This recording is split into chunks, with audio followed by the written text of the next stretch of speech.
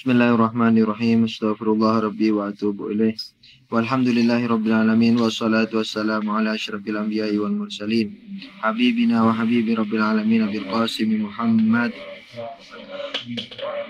wa ala alihi at-tayyibin at-tahirin al-ma'sumin al-muntajabin. Ya Allah, ya Tuhan kami,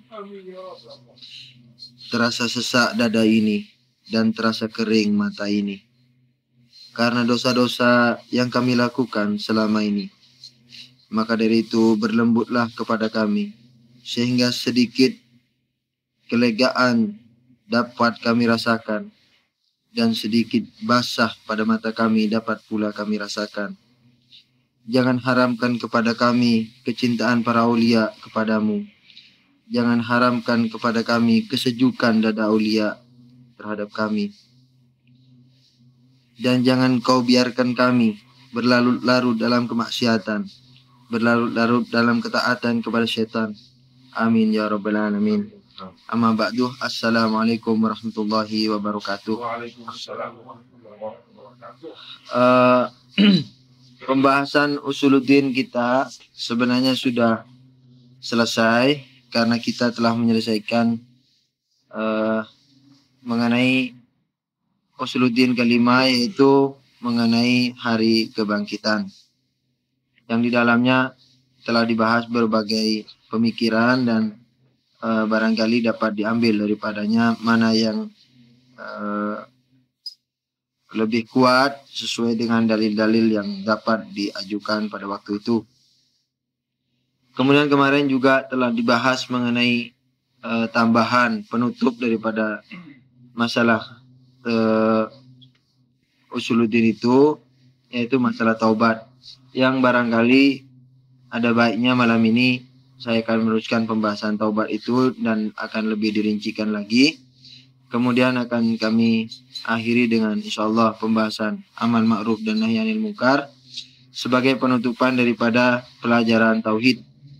Dan setelah ini wallahu a'lam kita mau ganti tafsir atau pembahasan umum, misalnya menurut jamaah ini nanti, menurut para ikhwan sekalian. Sebagaimana telah saya singgung kemarin, pada buku Babul Hadi Asyar, buku yang sangat dikenal di kalangan Ahlul Bait, yang dipelajari secara intensif dan secara teliti di pesantren-pesantren Ahlul Bait, setelah membahas usul-usul al-khamsah, usul yang 5, dasar yang 5, menutupnya dengan 2 perkara. Yang pertama dengan masalah taubah. Ini barangkali yang dimaksudkan bahwa mempelajari suatu pengetahuan, khususnya usuluddin, barangkali ini yang tersirat artinya yang ingin diutarakan oleh pengarangnya, Said Murtado, sehingga saya pengarangnya, yang disyarahi oleh Al-Mahili.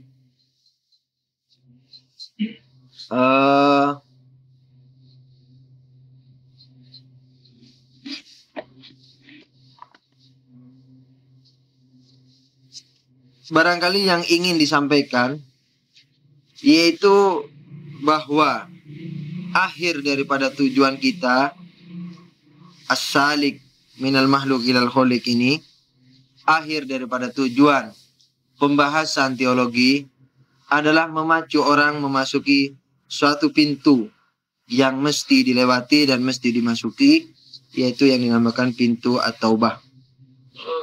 Maka itu dalam bukunya ini diberi judul Fi Wujubit Taubah, permasalahan tentang wajibnya taubat. Nah, kemarin juga telah disinggung bahwa taubat ini secara akli dan juga secara nakli sangat dalilnya sangat kuat dan tidak dapat diragukan lagi. Saya mau mencoba untuk membahasnya secara pelan-pelan sesuai dengan ibarah yang ditulis di sini. Atau bahya an-nadam 'alal qabih fil madi wa tarak fil hal wal azam ala adamil muawadah ilaihi fil istiqbal wa hiya wajibatun liwujubin nadam ijma'an. Katanya at-taubah itu adalah menyesali terhadap perbuatan jelek yang telah berlalu. Kemudian juga meninggalkannya pada saat sekarang. Jadi taubat itu mengandungi 3 makna secara asas. Bersedih tentang kejelekan yang dilakukan di masa lalu dan sekarang meninggalkannya, dan berniat untuk tidak mengulanginya di masa yang akan datang. Itulah makna taubat. Dan taubat ini menurut musannif adalah wajib hukumnya. Dan saya rasa tidak hanya menurut musannif, melainkan menurut semua firqah-firqah Islam adalah wajib hukumnya. Begitu juga menurut akal yang sehat, menurut syariat juga mewajibkan kita bertaubat. Namun taubat di sini ada sedikit syarat. Salah satunya taubat yang tidak didasari atas menjauhi efek samping. Misalnya, orang homoseksual, gay, umpamanya. Dia orang yang gay, kemudian dia bertobat, tidak melakukan lagi, bersedih, dan berniat untuk tidak melakukannya di masa mendatang. Tetapi dia melakukan itu karena dia takut sekali terkena penyakit AIDS. Ini tidak disebut taubat. Taubat yang misalnya minum bir juga. Minum bir, apa efek sampingnya minum bir? Barangkali sakit liver misalnya. Dia tidak mau mengulangi karena ada gejala liver pada dirinya. Dia bertaubat, tidak melakukan lagi karena takut livernya tambah parah. Yang demikian ini bukan dinamakan taubat. Jadi orang bertaubat itu dia menyesali dan bersedih terhadap yang dia lakukan itu, yaitu perbuatan jahatnya, perbuatan jeleknya, karena jeleknya, bukan karena hal-hal yang lain seperti karena menghindari efek samping, khususnya masalah yang berhubungan dengan keduniaan, semacam takut kena penyakit liver atau AIDS. Jadi taubat itu adalah bersedih terhadap perbuatan jeleknya itu karena kejelekan perbuatannya itu, dan tidak mengulangi pada saat sekarang, dan berniat juga pada masa mendatang tidak mengulangi lagi. Jadi sekarang meninggalkan dan berniat secara sungguh-sungguh bahwa di masa datang tidak mengulanginya lagi. Kemudian taubat secara universal semacam tadi itu, cuman jenis-jenis dosa menuntut adanya taubat yang berjenis-jenis pula. yakni karena dosa bermacam-macam bentuknya, maka taubat itu juga bermacam-macam bentuknya. Misalnya, dosa ada 2 secara global. Dosa kepada Allah, langsung ada dosa kepada manusia. Yang dosa kepada Allah, dia tinggal bersedih dan tidak mengulangi, dan berniat untuk tidak mengulangi di masa datang. Itu taubatnya, jadi agak lebih mudah.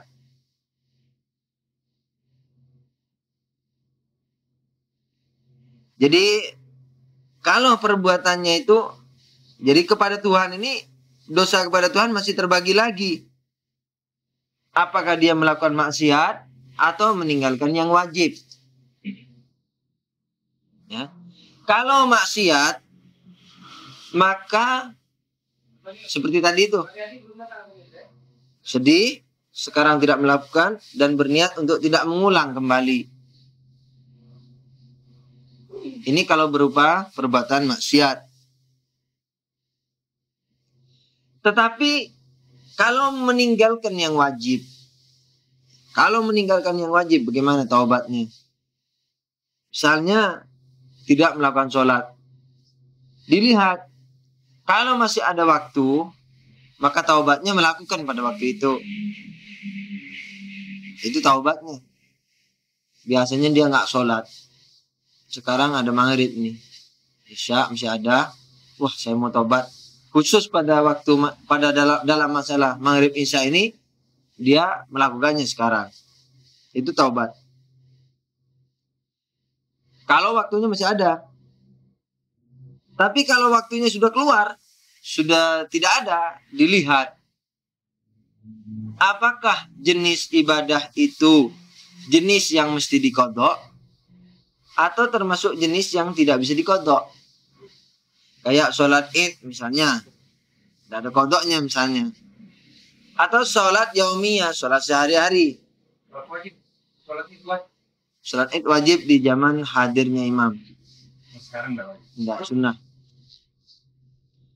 Nah, jadi kalau saya ulang ya, kalau dosa kepada Allah, berbuat maksiat, taubatnya sedih, tidak melakukan sekarang, dan masa datang berniat untuk tidak mengulangi.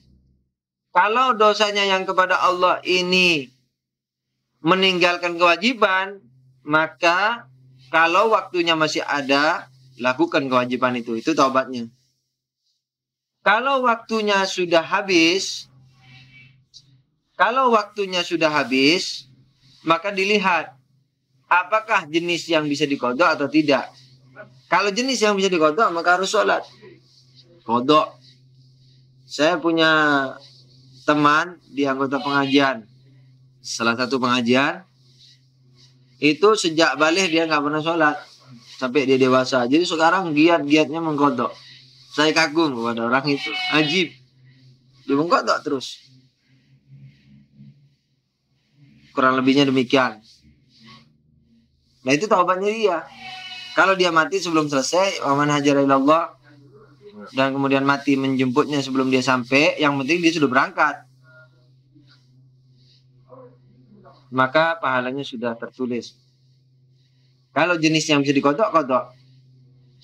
Kalau jenis yang tidak bisa diqadha, maka ya seperti tadi, bersedih, kemudian tidak melakukan, dan berniat untuk tidak mengulang. Tapi ada hal yang penting di sini. Orang yang melakukan sholat tapi tidak benar. Nah, ini yang cukup berat. Dalam mazhab Ja'fari, artinya dalam mazhab Ahlul Bait, kalau orang melakukan sholat salah, maka dia wajib mengqadhanya. Jadi lebih berat dari yang pertama. Lebih berat dari orang yang meninggalkan sholat sama sekali. Lebih beratnya apa? Lebih beratnya karena dia berarti harus melakukan sholat 2 kali.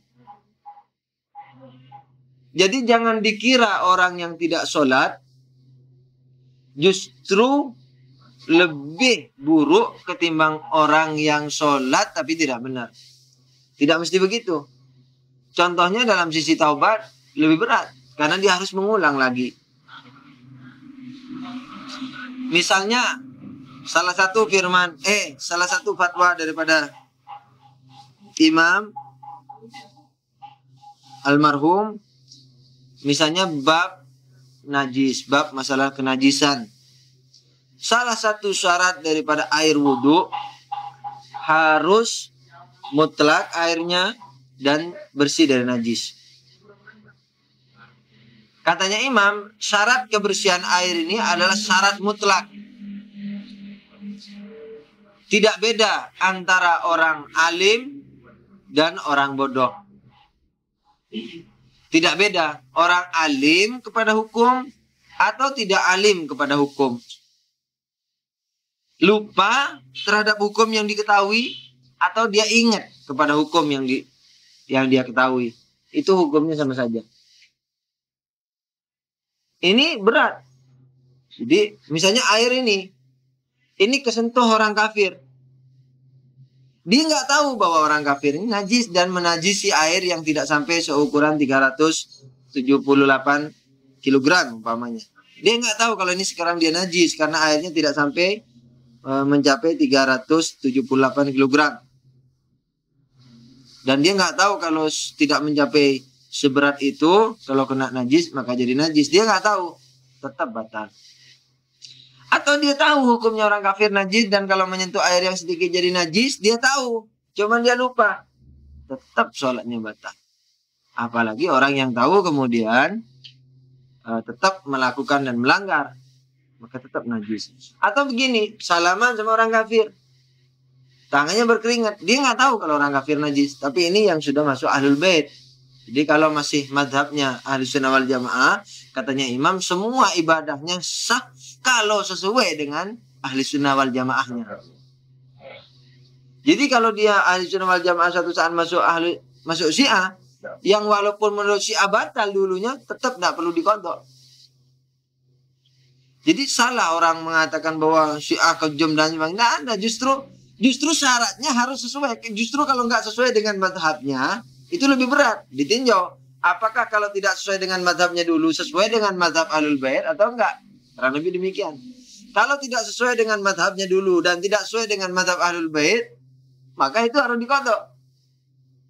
Justru harus sama dengan mazhabnya yang dia pegang dulu. Nah, sekarang dia ahlul bait nih.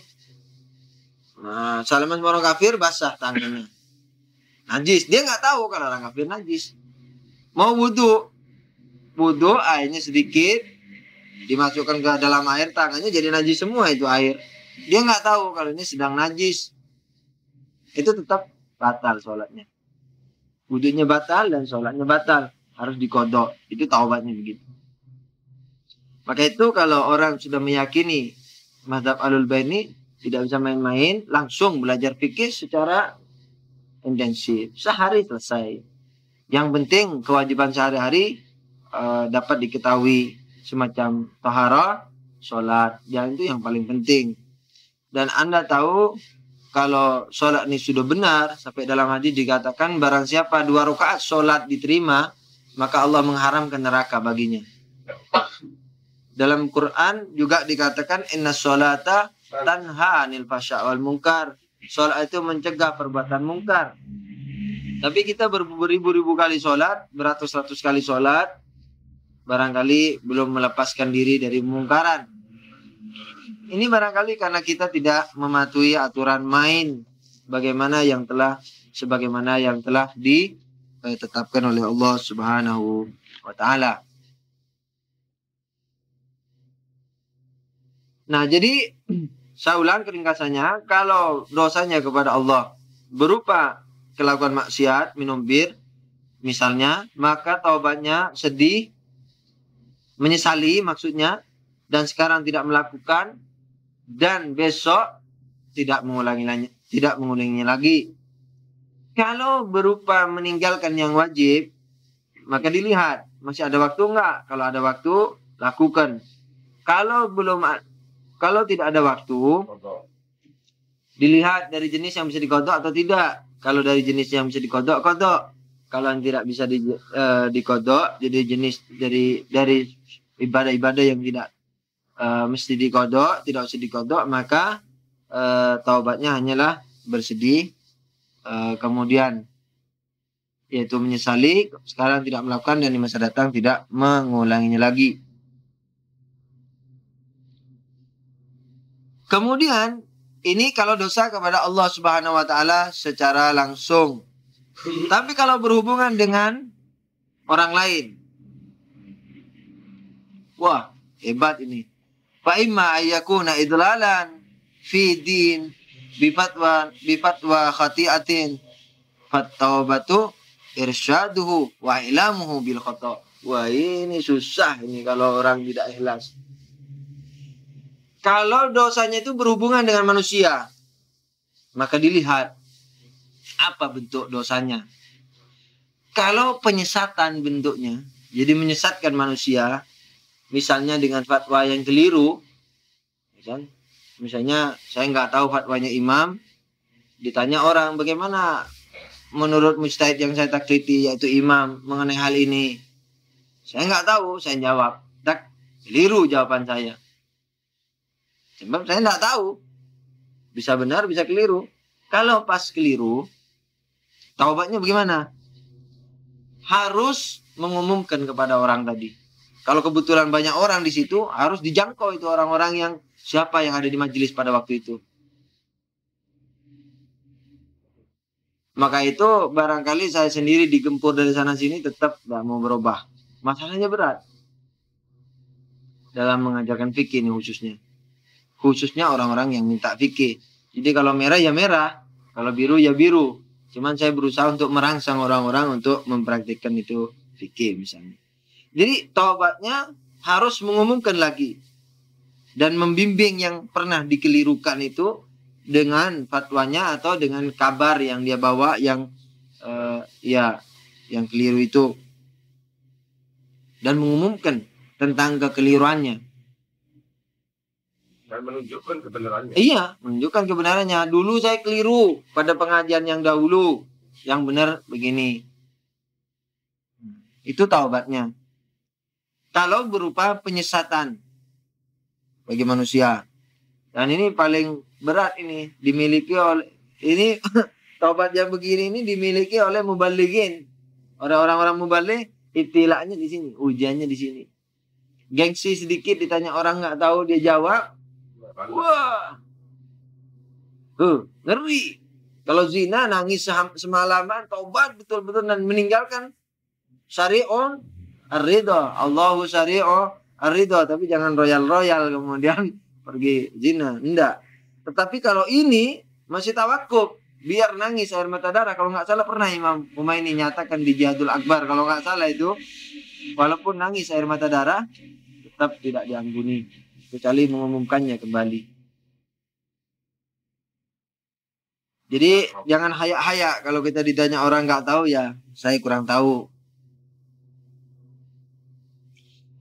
Kalau mendolimi, misalnya mengambil hak orang lain, dosanya bentuknya bukan penyesatan.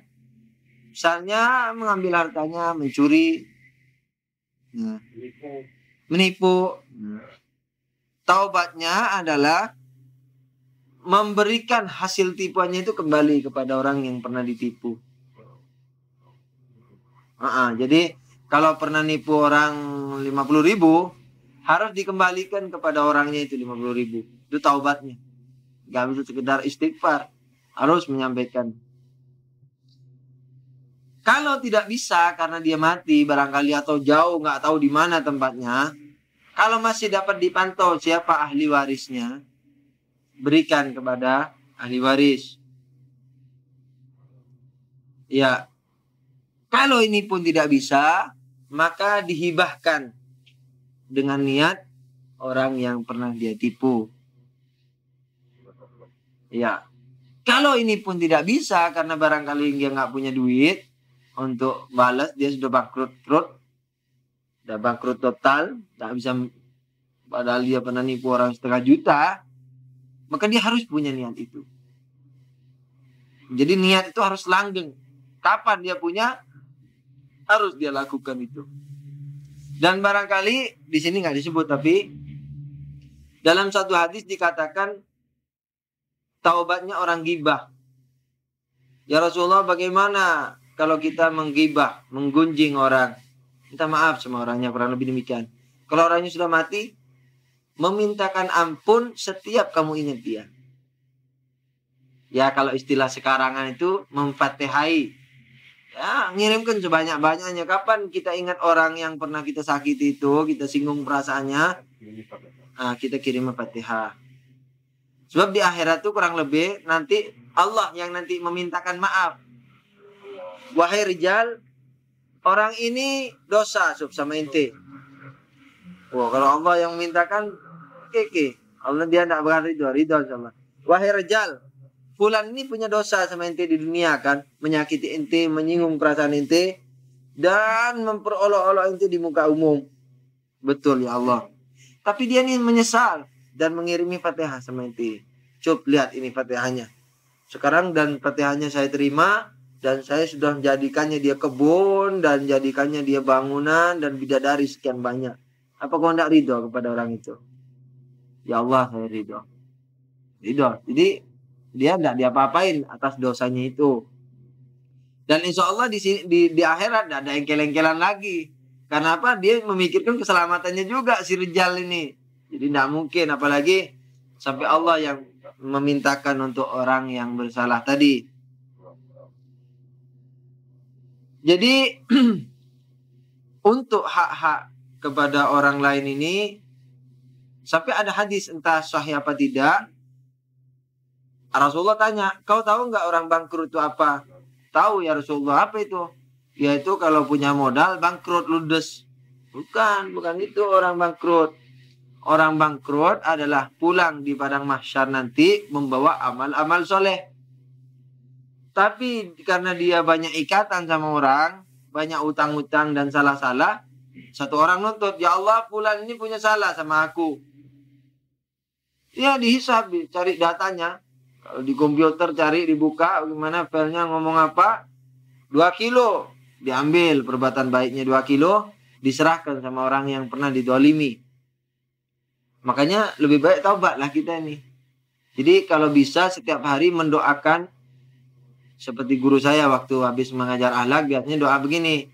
Kurang lebihnya, Allahumma fir lana, wali walidaina, waliman sabakuna bil iman, waliman wajaba haqquhu alaina.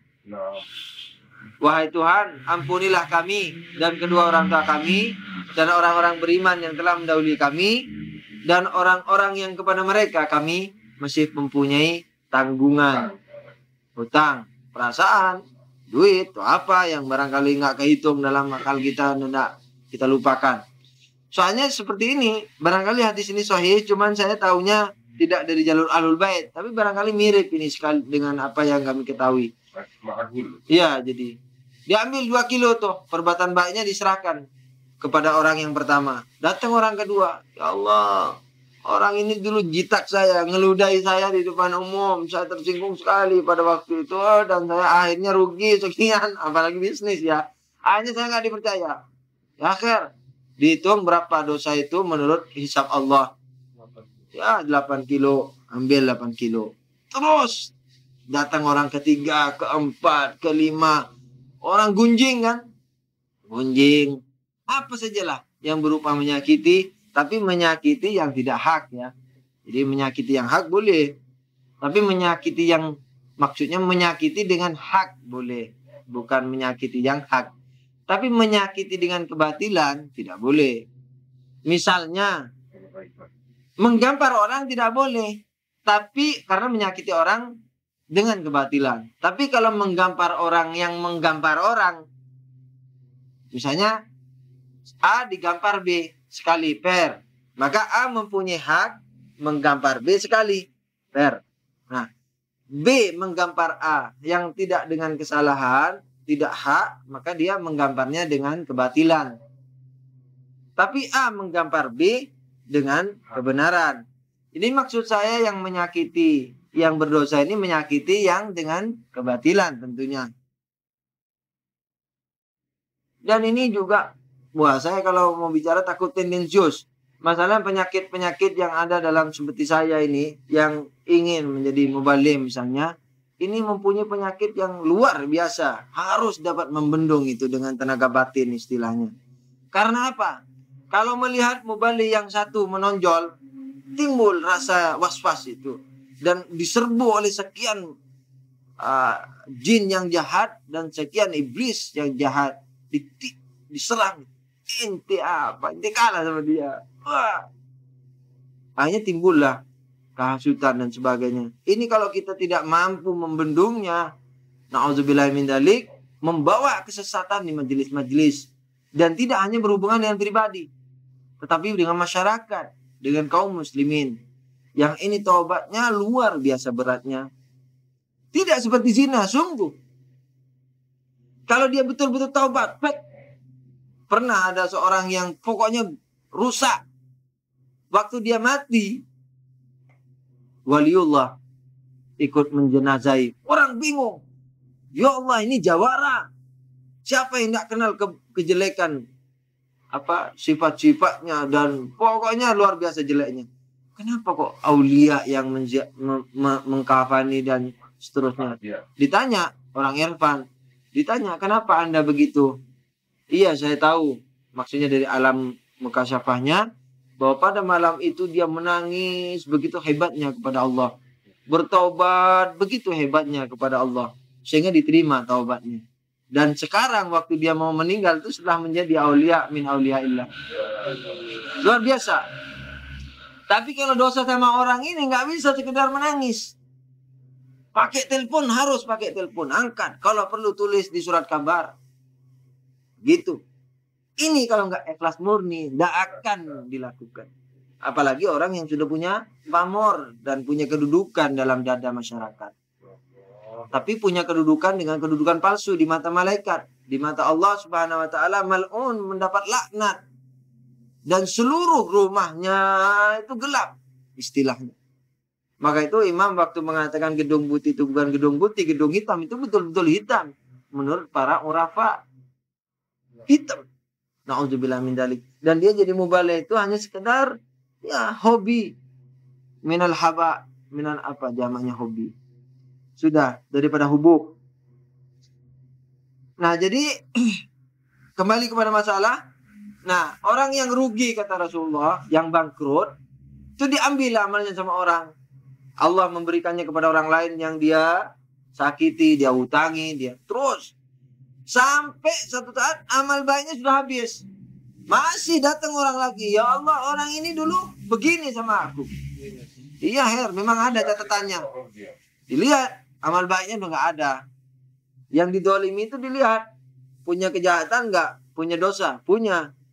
Dia dulu dosanya sama si yang didolimi ini 2 kilo. Diambil itu 2 kilo kejelekan yang didolimi di dunia. Dikasihkan sama orang yang tadinya membawa kebaikan itu. Kasihkan terus orang ke-5, ke-6. Sampai dia punya yang dimiliki hanya kebaikan. Keburukan akhirnya. Itu kata Rasulullah, itulah orang bangkrut. Itu sebenar-benar bangkrut. Bagaimana? Kurang lebih ya. Jadi yang sedemikian rupa ini memang mirip dengan secara global. Cuman letterlock hadisnya saya belum membaca di riwayat Ahlul Bait. Dan ini Amizet ini menyaksikan bahwa di Usul Kafi katanya ada. Jadi barangkali yang mendengarkan kaset sekarang bisa meyakini. Ada kabar dari Mizet katanya di Usul Kafi ada yang semacam itu. Jadi itulah orang bangkrut. Jadi istilahnya dia punya kebaikan banyak, dikurang, jadi habis, akhirnya masih punya utang lagi sama orang. Dibayar. Nah dia membayar kejelekan orang dilimpahkan kepada dia. Insya Allah. Ala kulli hal. Jadi kata Imam Ali, memang Imam Ali pernah kata-katanya ringkas, tetapi betul-betul bermakna. Semuanya sih bermakna. Salah satunya ini repot akhirnya. Menghadapi aulia Allah ini repot. Nggak ada yang satu lebih afdol dari yang lain dari kata-katanya. Semua rata. Bahkan katanya Mullah Sadra, para urafa itu melihat huruf tidak ada, hanya titik aja. Nggak ada bedanya itu kata-kata dan sebagainya ala kulli hal. Dikatakan jauhi dosa, kata Imam Ali. Sesungguhnya menjauhi dosa lebih mudah ketimbang bertaubat. Itu kata-kata yang luar biasa. Jauhi dosa, karena menjauhi dosa lebih mudah ketimbang taubat. Sebab orang yang sudah bertaubat, itu dia sudah masuk ke daerah yang tidak aman. Jadi mau keluar lagi, dia harus melalui begitu banyak ranjau-ranjau yang telah dipasang oleh setan sendiri. Sehingga dirinya sendiri nggak mau keluar sebenarnya. Cuman kalau dia sadar, fitrahnya akan dipupuk dan berusaha untuk memberontak dan keluar dari jaringan iblis itu. Jadi kembali kepada masalah tobat itu sedemikian rupa, dan kalau orang-orang ingin bertobat maka bertobatlah secara seksama, secara baik dan teliti agar supaya mendapatkan hasil yang baik di akhirat nanti. Dan mudah-mudahan kita termasuk orang-orang yang selalu bertobat kepada Allah Subhanahu wa taala. Kemudian hal lain yang perlu diingat, ya yang perlu diketahui juga, salah satu pintu taubat, salah satunya. Ini sedikit promosi ini sebenarnya. Tetapi memang benar begitu keadaannya. Salah satu pintu taubat adalah masuknya seseorang kepada mazhab Ahlul Bait. Sampai-sampai saya pernah bertanya kepada mujtahid kabir yang baru meninggal kira-kira 3 tahun yang lalu. Ayatullah Uzma Sayyid Mar'asi An-Najafi. Sayyid Mar'asi An-Najafi almarhum. Mudah-mudahan Allah menerima arwahnya. Beliau adalah termasuk senior, sejajar dengan imam keseniorannya. Cuman ulama banyak mengatakan imam a'lam. Tetapi dari segi keseniorannya, itu sejajar sama dengan Ayatullah Al-Baikani juga, Ayatullah Araki.